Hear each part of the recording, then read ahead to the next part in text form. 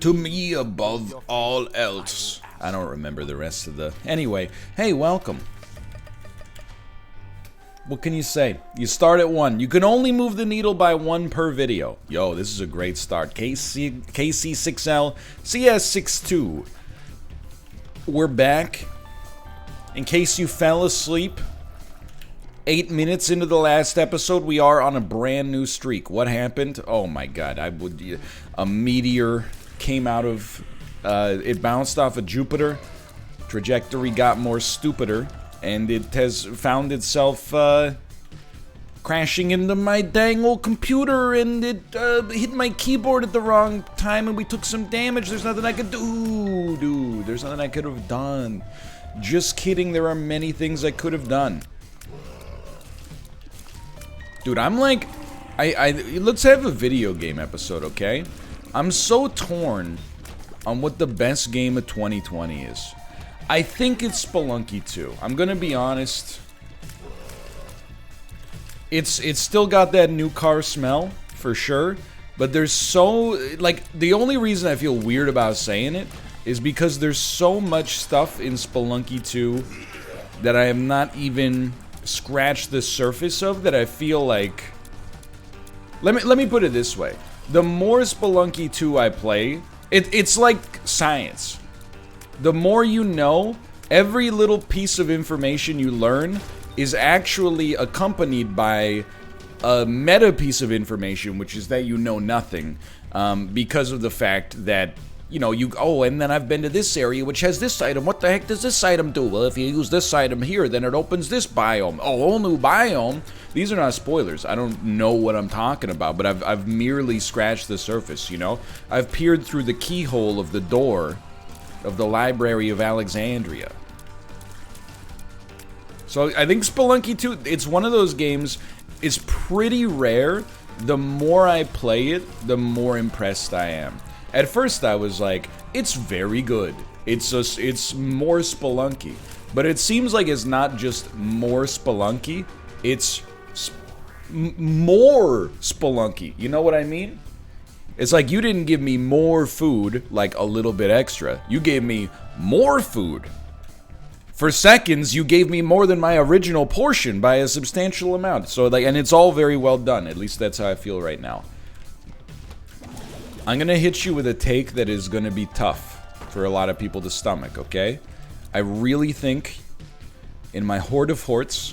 I don't know, I gotta spend a little bit more time with Hades 1.0. There goes our deal with the devil chance, but... I gotta spend more time with Hades 1.0. Hades has the misfortune of having been played by me in January, which is, you always gotta think back. You gotta think back and be like, you know, how much did I enjoy this? I know I said I enjoyed, oh my god. I know I said I enjoyed it, but isn't my enjoyment in October worth more than my enjoyment in January? The answer should be no, but you're always kind of working off of secondhand memories, right? I mean, I guess they're first-hand memories, but you gotta remember them. So I think Hades has a real chance to be up there. But I really think my number 2 right now is Fall Guys, dude. I'm being 100% sincere. And I know that it's divisive in the sense that it really is just like 12 mini-games of varying quality. And I only really even like I don't know, like 9 of them. But... and even the 9 that I've been running, you know, that I like, I know what to... we got so lucky there, thank you. You know, how many times can you run the same whirligig course? There's just something about that game that, like... so, you know, Kate has a gaming laptop. Not trying to flex. But Kate has a gaming laptop. So, like, I've been fricking around with Steam Remote Play, but... it's kind of hard to, like... I mean, it's not bad, but it's a little, like... it's clumsier to do Steam Remote Play on, like, an iPad or something like that than it is to just play it on a PC. So I've just been using her gaming laptop. And I've been playing a little Spelunky 2 on it. Don't worry, not making much progress. But I've been playing, like, a little Fall Guys, too. Like, last night I was like, I don't really feel like playing more Spelunky 2. I played a lot today. Fall Guys was like, don't worry, I got you, fam. And I got my butt kicked, for the record, and I still had a great time. I don't know what it is, that game appeals to me. Every year, you knew it had to be here. Every year, apparently, I must have a Battle Royale on my Game of the Year list. Last year we had Tetris 99, which I stand by the way. I stand by all my Game of the Year picks from last year, dude. Slay the Spire, still heavily underrated. In my estimation. We don't need, I don't know how many times we've been down that road, though. We don't really need to follow that road any further. Let's go. Which reminds me, Monster Train, there's no doubt that's a top 5 game of the year this year. Now, you will notice a distinct lack of single-player games. Deadly Premonition 2 is a very strange one for me. It's a very memorable experience. It's a little bit like Fall Guys, okay? But, like, here's the thing. Is Fall Guys, by a traditional metric, is it a bad game? Yeah. I honestly, and I'm not trying to be like Galaxy Brain, I think if you removed the Battle Royale wrapper from that, and we're like, oh, it's a local, or even like just online multiplayer minigame collection, where you just run the same 10 obstacle courses over and over, you would be like, oh, it's kind of fun for like a one-night diversion sort of thing, but then you get over it. But the Battle Royale format elevates it above its actual mechanics. Deadly Premonition 2 is bizarrely kind of like in the same boat. And all I mean by that is, help. It is by traditional metrics not a good game. The story is pretty much incoherent. It's 20 hours long. Oh no, I think we could live with that. And well, no, it's like 15 hours long maybe. And there's 4 enemy types in the entire game. Every boss is the same, or as I call it, God of War 2018 syndrome.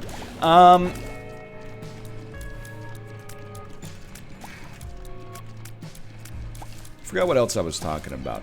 But that being said, in spite of all of that, it's also, like, sticking with me. I don't know if I would say that it's a good game. I don't know if I would recommend it to almost anybody.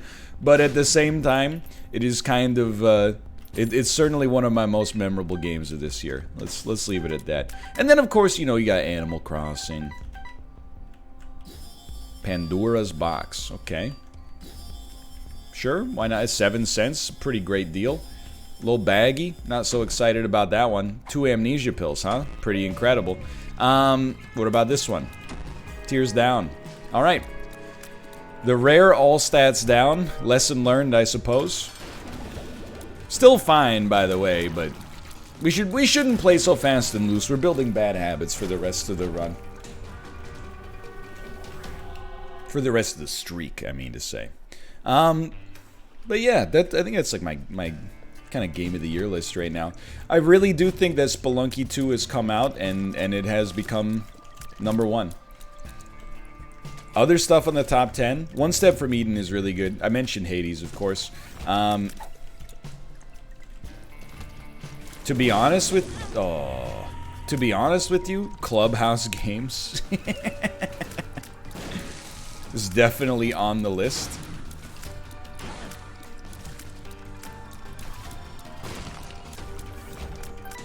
I don't know what else. I don't know. I probably won't make a Game of the Year list this year. I anticipate perhaps being a little bit busy. We'll see, though. I might be wrong. Maybe I'll have one of those babies that's like, nah, go ahead and get some work done. And not just work, but like, hey, do a bunch of research just to make a tweet about your favorite games of 2020. I don't know. You know where I stand. Here's the thing. You might think that I'm like, I put on airs, like, oh, I'm a mechanics guy. I don't care about story, but I don't live by those principles. I hope that this list proves you wrong. Fall Guys is literally a game that is 100% mechanics. And the mechanics are not even necessarily that engaging. But the fact that it's such high density of mechanics for me is like, oh, baby. Now we're talking. Perfection. Okay, yeah, dude, just chill, okay? Oh my god. Making some mistakes here. We don't want these dang pills, dude. I just want to get out of this floor. You're causing me all sorts of strife. Okay, that honestly, look, why am I taking pills on this run? I don't know. I don't have a good answer for you. My hope is that we do have some stat upgrades, which become all stats upgrades, and eventually, I mean, you know the deal with pills, you know, we shouldn't be taking them here, without a doubt. But when you get a bad one, you only take it once. When you get a good one, you get to take it multiple times potentially. So there is, I'm not gonna say it's a good benefit, but there is a potential benefit. Can you believe they have the audacity to sell mom's baggie of pills for 15 cents? Like, if you gave me that item for free, I would pick it up, but all I would say is like, oh, mom transformation. If you have the PhD, maybe it's a bit of a different story, but still, I'm conflicted. We do not have any bombs. I'll be leaving here. Can I tell you something? I got a deodorant story, okay? So when I grew up, when I came of adolescent age, and you know, I started using deodorant, it was still in the kind of old school deodorant days. It was like barely pre-Axe. Like Axe came out within like I don't know, a couple of years of the first time I ever used deodorant.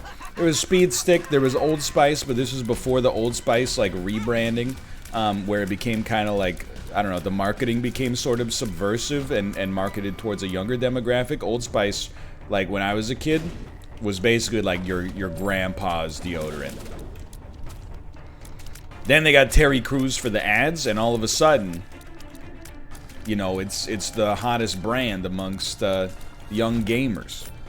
Anyway, hold on. I felt the tip of a sneeze, or a sneeze on the tip of my nose. Told you. What did I tell you? I told you. You never listen. I know. I know. This is a big item for us, by the way. I'm very happy to see it. But times changed, you know. As I got a little older, people started to be like, Speed Stick, poo-poo. And then, you know, like Dove started making like Dove for Men products, and, you know, Tom's of Maine, and, you know, like organic deodorants and stuff like that. I mean, come on. And I started using different stuff. Oh, I don't know about that one, actually. Whatever. I think it's good. I think it's good. I started using different stuff. Same boat. Like, when I would shower as a teenager, I used, like, bar soap. Ivory. I forget now. Is it just called Ivory? I think so. Ivory. Irish Spring, for sure. And then, like, there's a big movement that, like, you know, I'm not saying, like, it's anti-Irish Spring, but, like, people on Twitter are like, men, you shouldn't just use, like, one body wash for everything. You should have, like, a facial cleanser and, you know, then maybe, like, an exfoliating scrub and a yada, and a yada, and a yada. Hold on, I have a new message from my wife. Alright.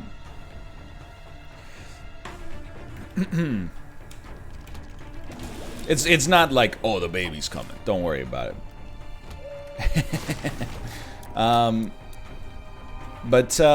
So I think I kind of internalized that, and every time I would buy soap, I'll admit it, okay? I got a little bougie with the soaps. I used to go to the grocery store, you know, when I was in college.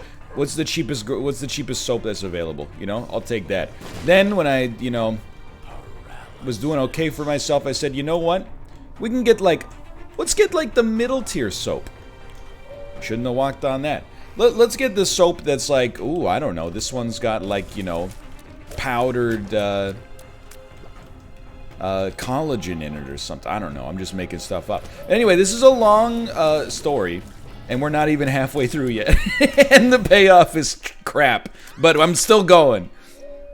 All right. So let me tell you. So I've been buying Dove for Men deodorant, and I've complained about it a few times. I will give you my honest take on this, and feel free to tell me I'm wrong, okay?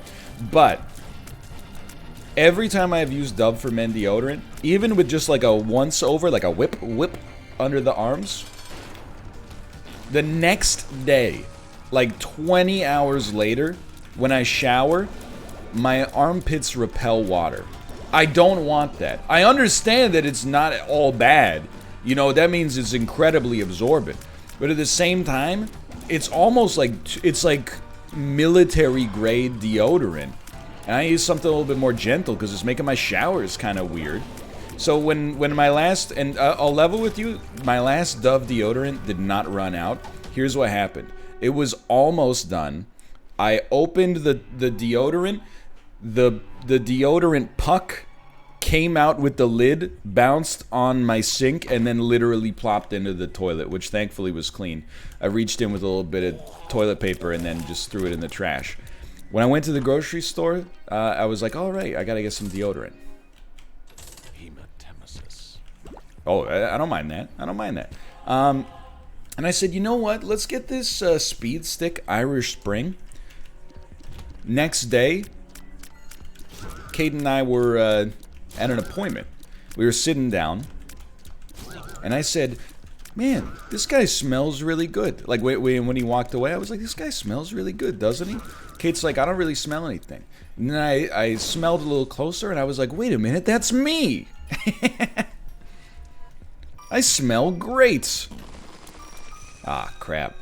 So, I'm not sponsored by Speed Stick. All I'm saying is, you know, if you find yourself as a deodorant user, you're not enamored with the Dove for Men's and the Old Spices, I'm giving you my personal recommendation that Speed Stick Irish Spring actually has me smell. Maybe it's because as a kid, my idea of what cleanliness smelled like is like what my dad smelled like, you know, once he got dressed after he came out of the shower, right? And he was an Irish, well, I don't know, he might use different soap now. I just want to be clear, he's not dead.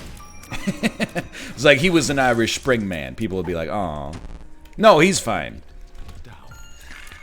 He just might be using different soaps. I don't know. He might be. After I moved out to go to school, he might have bouged up the soaps himself. But I gotta have a conversation with him. I'm telling you, I expected to be disappointed and to smell like Mountain Dew. But I actually feel like I smell my platonic ideal of clean. So that's the whole message there. That's it. There's no punchline coming. This is what suffices for an anecdote in my life right now. It's true. It's true. But you know, again, I'm not sponsored, but I would recommend. I keep smelling myself. And it's 10:46 a.m. I took a shower probably at around, you know, maybe 24 hours ago. Put the deodorant on right after. Still smell really good. Like, if Kate was like, we gotta go to the hospital right now, I wouldn't be like, just hold it in, I gotta shower first, I don't want to stink the place up. I will say, though, I know that this is a habit. I know that this is not actually based on, like, being objectively unclean. But I really do, and I will say as well, I think that there's a few things connected to this. I definitely think one of them is hairiness. You know, even though I did go through, come on. I mean, we're doing well, but that's what we're talking about. Oh my God, we're so fast now too. But even though, you know, I shaved or waxed my chest and stomach, you know, I still, like, I grow hair on my face pretty quickly. I got hair on the other parts of my body, obviously. So I think, like, you know, this is connected to hairiness to some extent. Even though I know I'm not, like, unclean in the sense that, like, I'm not gonna, you know, catch, like, some kind of infection for not showering for 36 hours. I really do not feel right. When 23 hours, 59 minutes without a shower, I'm like, no problem, that's normal. 24 hours and 1 minute without a shower, I'm like, get me into that freaking wet box. I need it immediately. It just does not feel right for me, you know? Like, even now, like, I don't know how to describe it. I'm not trying to be weird about it. People they're very sensitive about shower behavior. Whenever I'm a once a day shower guy, okay? Which I think is definitely, for most people, probably the norm. However, whenever I say that, some people, and this is Twitch, not representative of the real world necessarily, I would say an equal number of people go once a day, as in, like, what? You shower every day? And then an equal number of people go, only once a day? There's a combination of, like, oh, well, Mr. got a big opinion of himself, gotta stay clean at all times, just in case the president comes over. And then there's another group of people that are like, I shower, like, constantly. I'm closer to a 2-shower-a-day Marty, to put it in Dan's parlance. I will shower. I mean, if I was going to the gym, it depends on the situation. You know, when I was working out of the gym, you know, pre the love and the time of cholera, I would go to the gym first thing in the morning. So then I showered when I was done, and that was my shower for the day. But if I, like, was gonna work out at night, I would definitely shower in the morning and then once after the gym as well. But that's, like, the gym is kind of, you know, you build that in, right? It's not to flex, and honestly, here's the thing. If you only shower once every 2 days, there's no way I would know unless I would know, if you know what I mean. The only way I would know that you don't shower every day, or you didn't shower that day, is if you should have showered that day. If you can do an honest appraisal of yourself and say, you know, I don't need a shower today, then by all means, you know? Yeah, you don't need me to police your life like that. We don't need that. But I need to shower every day for sure. And the second part is I just don't feel right about it, you know? I don't feel like there's like 2 things I need to feel good about myself. And I'm being 100% serious. And they're weird. Well, maybe the shower one's not weird. But the other one is, I don't feel like I do my best work unless I have socks on. I'm really not one of those people who is like, you know, socks are, you know, if I worked at if I worked from home, I would never wear pants again. I'm like, I want to be wearing pants at all times. At all times. I just don't feel right unless I got pants on and socks. And I know the sock one is weird, but you know, I find it equally weird when people are like, socks are a prison for your feet. I'm like, man, they make my feet nice and warm. It's like a shirt for your toes. I don't sleep in them, but I will say I'm also not one of those people who, when they're like, they get weirded out when they think of sleeping with socks. You know they exist. I'm not one of those people. I wouldn't do it, but if it was like a really cold winter, I could see it happening. Anyway, it's different strokes for different folks. But I will say I am not the kind of person who's like, you know, I don't look at it to be like a Sunday or something and go like, oh, I don't have to work today. Awesome. I'm not even gonna shower. I'm like, on my day off, I probably shower. Like on today, so today's Wednesday, right? It's 10:52 a.m. I haven't showered, but I'll probably shower right after this episode. On my days off, I shower ASAP because I'm like, I want to enjoy the day more. It's a luxury you get when you work from home. Don't get me wrong, but I don't know, man. I don't know what to say. I love showering. I find it bizarre whenever people are like, "Oh, I think it's it's a chore." Something like, don't get me wrong, I do it, and it's very important to do. But brushing your teeth is kind of a chore. It doesn't take very long, and it's extremely important. But you're only doing it not because you have to, but like because you're like, I gotta knock this out. For me with a shower, I'm like, oh, it's gotta be done. Like I'm actually realizing it's a pretty bad example because I mean, obviously I don't feel right if I haven't brushed my teeth either. Oh man, that's like the worst feeling in the world. You ever like go to school and then when you like get on the school bus, you're like, did I brush my teeth this morning? Then you realize you didn't, and like before that you felt fine, but now you're like, oh, there's like a weird, my teeth just don't feel right.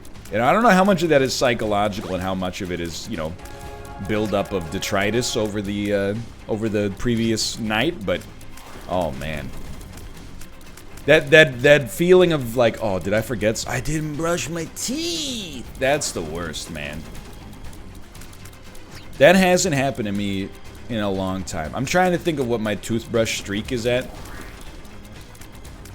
I bet it's been a decade. Well, what is it? It's 2020? Okay. There were probably some nights in Korea. Maybe had a few too many adult beverages, didn't brush my teeth before I fell asleep. Definitely don't do that. It's a bad habit. But I bet I've gone 9 years. I bet I've gone 8.5 years without forgetting to brush my teeth. At night or during the day. Or the morning, I should say. That's a pretty good streak. Now, it should be... I mean, I don't know when kids start brushing their teeth. I should probably learn that, but it's not in the first few months, let's put it that way. But it should be like, 29 years or whatever. I'm 31 for the record.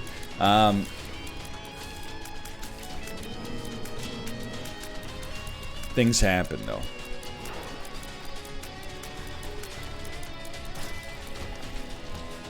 Anyway, this has been NL's Hygiene half hour. What's the takeaway from this episode? Honestly, if you're using deodorant out there, my suggestion for you, next time it runs out, give Irish Spring Speed Stick a try if you can find it, and it's not expensive. It was actually maybe like the cheapest option in the grocery store. Look, maybe it's not to your liking, but if you have any kind of, if you have the olfactory standards that I do, which is really an insult to me, to be honest, because my sense of smell is really bad. I give it a try. Like I feel like I smell amazing. And there's just something that the Dove for Men. I'm not against it. Like it works. But I just and other people told me they had the same experience actually. But it's like the Dove for Men is just wild, man. Like the absorbency, it's like too much of a good thing. Like I want my deodorant to be absorbent, but that's like I feel like it's sucking moisture from like inside of my body. Irish Spring on the other. I mean, Dove for Men, Sahara Desert, Irish Spring. I don't know what an Irish Spring is. Is Ireland particularly renowned for its springs? Same with like Poland Springs, the U.S. bottled water brand. What's up with that, dude? What about Colorado Springs? Now we're talking. It's a real town, but it is also where Hugh Jackman spoke to David Bowie in the 2006 film The Prestige.